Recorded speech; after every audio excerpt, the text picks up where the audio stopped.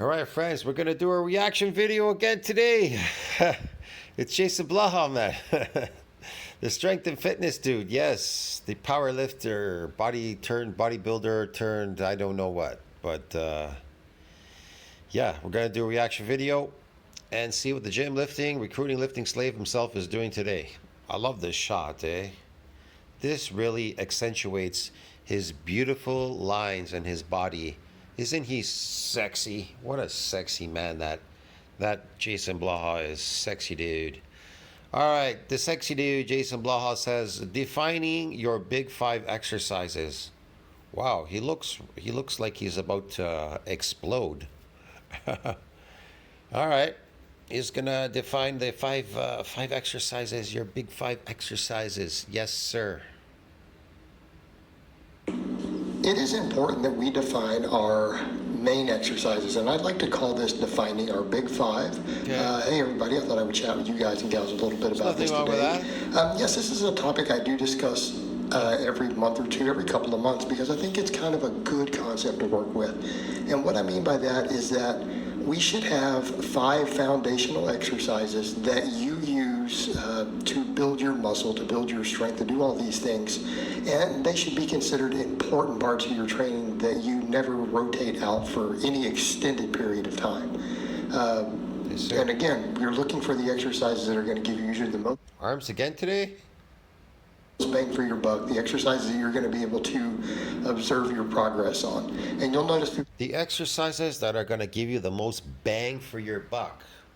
Well, I personally think they all give you a bang for your buck, providing you're getting an adaptation. But if you're adapted, you're not going to get any more bangs for your buck. You know what you're going to get? You're going to be slaved to those exercises. That's what's going to happen. Those exercises are going to slave you because you're going to keep doing them for no other reason, thinking that, I don't know, that they're going to do something. They're going to magically put muscles on your body, and they never do. But okay. throughout this video, I have me doing some work sets with my personal big 5. Now, I obviously do a lot of other exercises. I mean, I do at least 4 different delta exercises every single week. Wow. But those can really rotate a lot. So really for me, my are the big 3, the squat, bench, and the deadlift, weighted pull-ups, or at least some variation of weighted pull-ups, and barbell curls. And yes, the barbell curl one may seem a little bit funny, but that's the thing with Barbell curls? Okay, yeah. Didn't we just see him doing barbell curls right now? I think it was like 10 pounds. the big 5. A big 5, when you have them, can always be used to work a favorite body part or something that you know is an amazing exercise, but a basic exercise still that can fill in the gaps in your musculature. That's a pretty strong 85-year-old on TRT. It's amazing. Wait a second. Why do you need to take TRT if you're so strong? Oh, because you're not strong. Okay. You want to pretend strong. And you know, for me, arms are something that I neglected a lot when I was doing more minimalist type strength training, particularly when I was focused on competitive powerlifting and just being He didn't like arms? It doesn't have any arms. He still doesn't have any arms. What's going on here? strong as possible.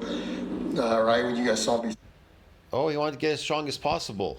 squatting like 600, pulling over 600. I didn't always worry about physique and stuff. Oh, he was pulling 600, 500. You want to see a lady that's stronger than Blaha? This woman is stronger than anybody in the world. Look at this lady. She's the strongest lady in the world, bro. I'll show it. I'll prove it to you. Look. Summer of 1982, Angela Cavallo, a seemingly ordinary mother, became a real-life superhero when she single-handedly lifted a 3,500-pound Chevy Impala to rescue her trapped son. 3,000? What was it? I missed that. Hold on a second. Let's play that again, man. That just is crazy, bro. 1982, Angela Cavallo, a seemingly ordinary mother, became a real-life superhero when she single-handedly lifted a 3,500-pound Chevy Impala. She single-handedly lifted a 3,500-pound Chevy Impala That must be the world's she's the world's strongest person. Yeah, she has she has the world's record too for deadlifting.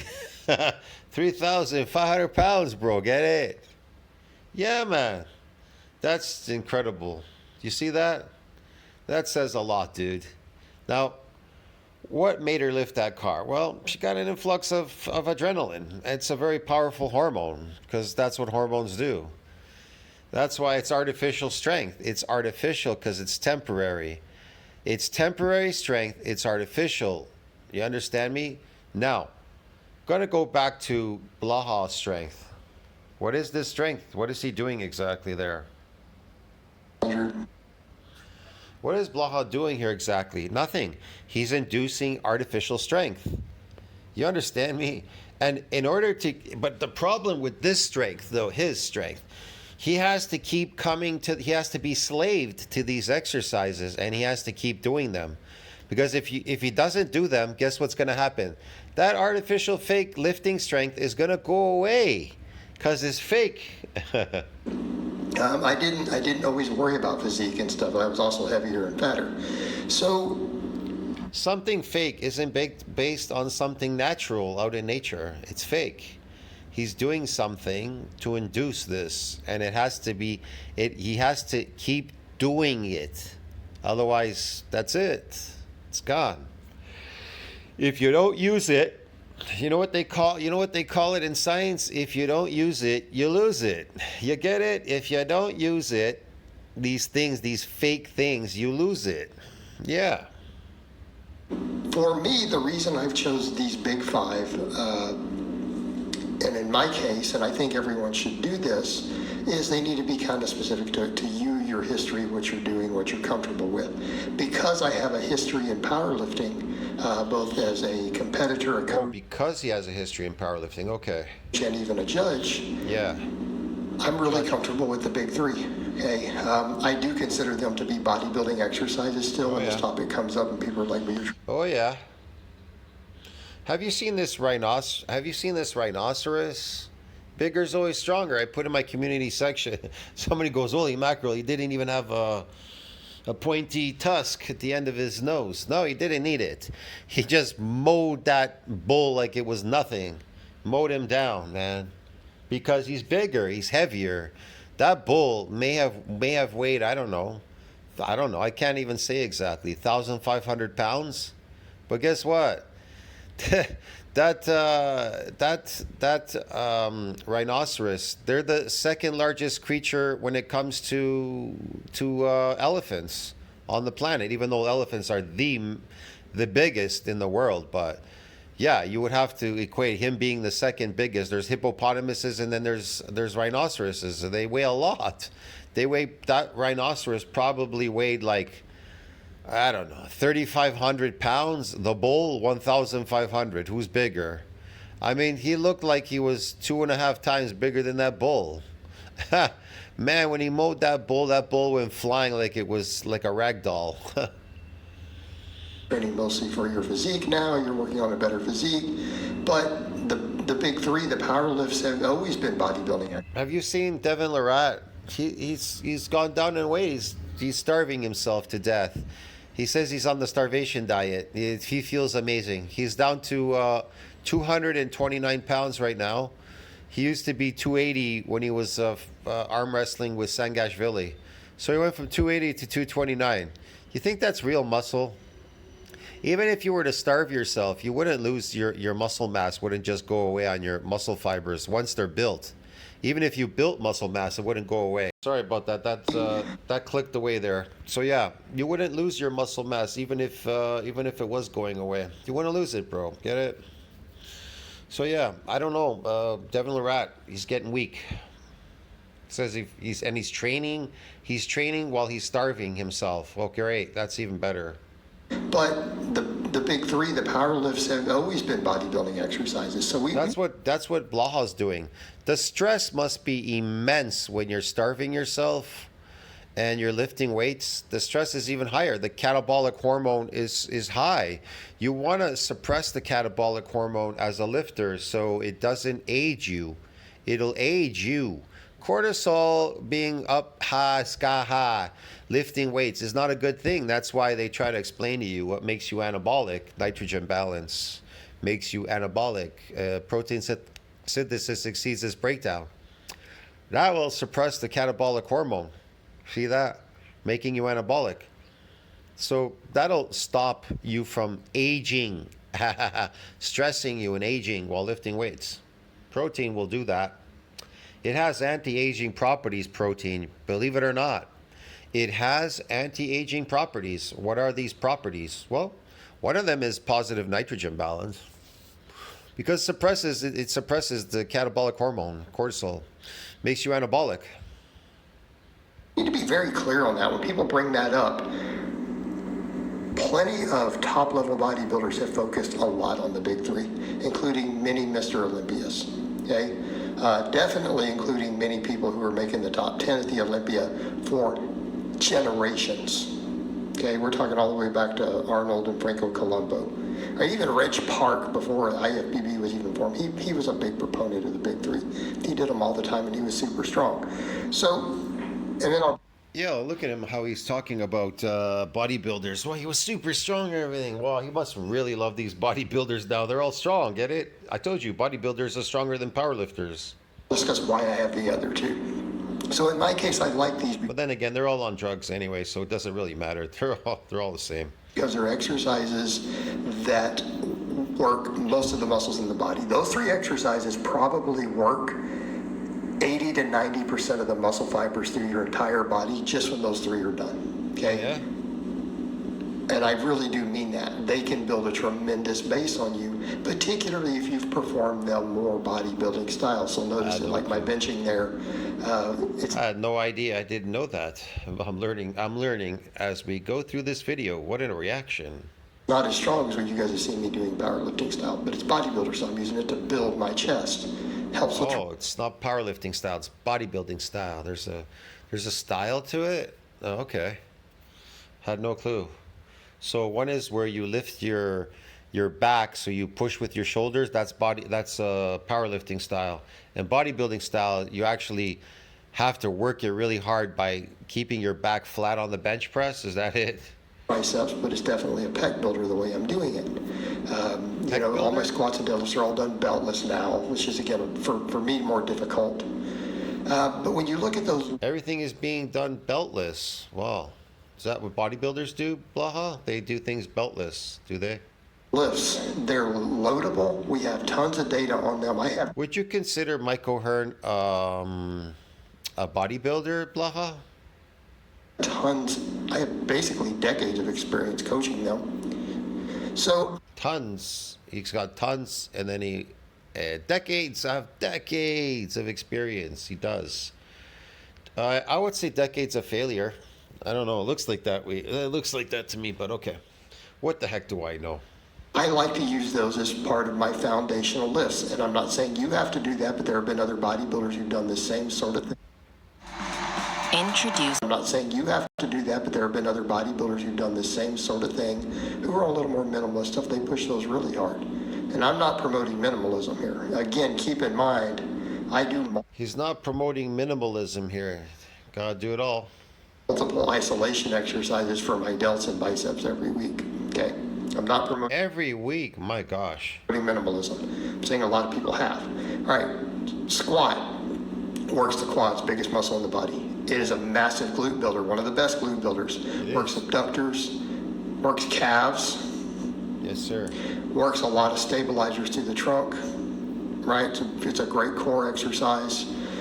Again, a lot of muscles of the back get used. The deadlift, Yes. glutes and hamstrings, straight up. It will build your posterior chain, arguably on a set-for-set basis, just as well, if not better than almost any other. It will build your posterior chain. No, it won't build it, but it'll give you an adaptation. You understand, to lift that weight. Exercise you can come up with. It builds forearms, it builds grip, it builds traps. All this lifting is based on chemical strength. I try to explain this before in my videos. I think people don't understand. Blaha's not explaining this properly to you. This is artificial chemical induced strength. You have to keep lifting it or it'll go away. It will go away. If you don't use this, you will lose this, just like any other skill.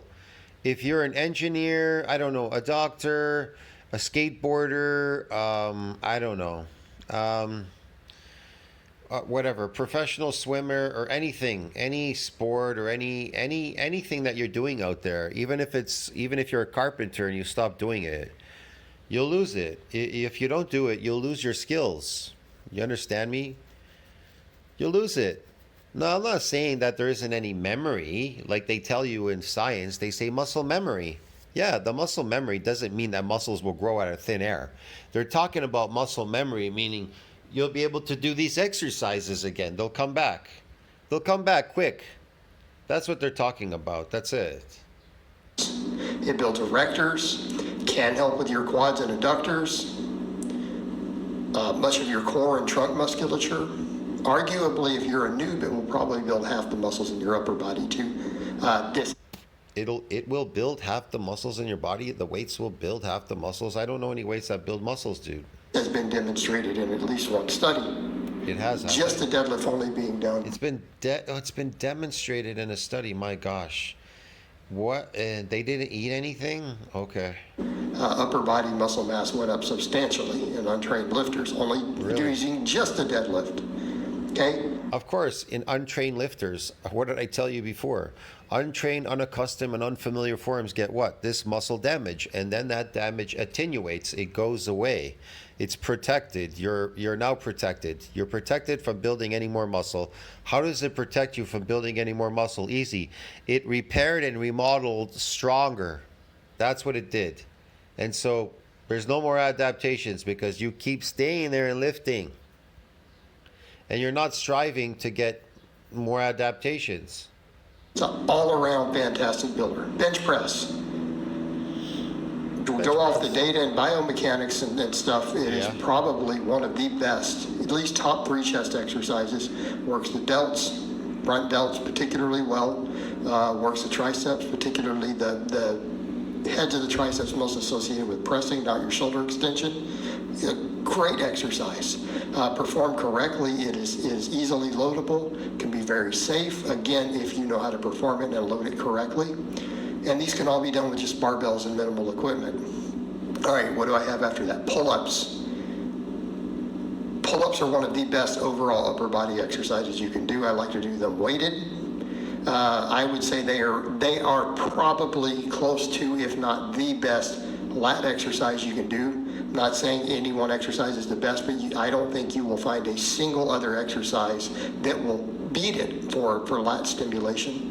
Works the traps pretty well, particularly the mid to lower rhomboids, rear delts, biceps, forearms, grip. Okay. Posterior delts get hammered pretty good on that. So you have a lot of shoulder work just between the bench and the pull-up. I'm not saying that's all you should ever do, but they will get your delts growing overall. Okay. Again, another fantastic forearm and grip exercise. Feel almost like if you do enough deadlifts and pull-ups, your forearms are going to be massive no matter what. Then I throw in the barbell curl. Why?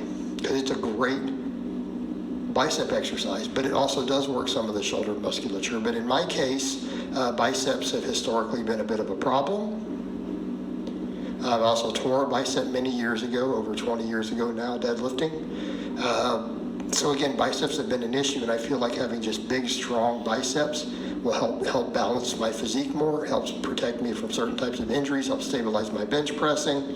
And because they don't get worked as well as most of the other muscles in Stabilizing, yes, okay. the upper body on these other 4 lifts, because I'm doing pull-ups, not necessarily chin-ups, I feel like the barbell curl just really brings a lot to the table for me, right? And when I do it strict like you guys see me doing, my arms have finally started improving. Now, I do really like preacher curls a lot, and I do those too, but my basic lift is going to be the barbell. Yeah, but your arms are not improving. They're not. They haven't improved. They've gotten smaller. He's gotten much smaller. Think about it. If lifting is the basis of getting bigger, why is Blaha getting smaller? I thought bodybuilders, their goal was to get bigger, not smaller, dude. curl. So when you look at these, most of the muscles of the body, over 90% of the muscles of the body are being worked extremely well. Of all the muscle. Remember Blaha used to be big? He used to walk around, tramps around like he's, in his old videos, he used to tramp around like he was big. Remember, because he was fat. He was skinny fat. We call that skinny fat back in the day when we were kids, skinny fat. He would walk around and pretend that he was big, but he was fat. And then he dropped all that fat, right? Right? He says that he's building muscles. Where's the muscles? He's small. He's getting even smaller. Tissue available with these 5 exercises. I don't understand this. Now, I still do other movements for all those muscles, and I definitely throw a bunch of extra. I'm confused. Shoulder work and tricep work. I do all those things. I like incline benching a lot. But let me get this straight. As a power lifter, he pretended he was big because he was fat. Remember, he said I weighed over, I can't remember how much, a lot. 200 something. He was really fat. And then he said he dropped all that fat, right? He dropped a good amount of fat. And this is what's underneath the fat. And then he's building muscles, but I don't see any muscles being built. Bodybuilding is based on building muscle, right? People are going to say, well, he's hypertrophy training. Okay. If he's hypertrophy training, why isn't his muscles getting any bigger? Again, these are my big 5. These are kind of my I'm confused. Correct me if I'm wrong, but I thought bodybuilding was it's hypertrophy. It's going to get you bigger. Doesn't it? Foundational lifts that I use as metrics of where I am in terms of overall progress. And they're my fallbacks that if I don't do anything else in a week, if something happens, if I can at least do these 5 movements, I'll be okay. All right, guys, but that's really all I have to say on that today. I hope it's been informative, and I'll talk to you guys and gals next time.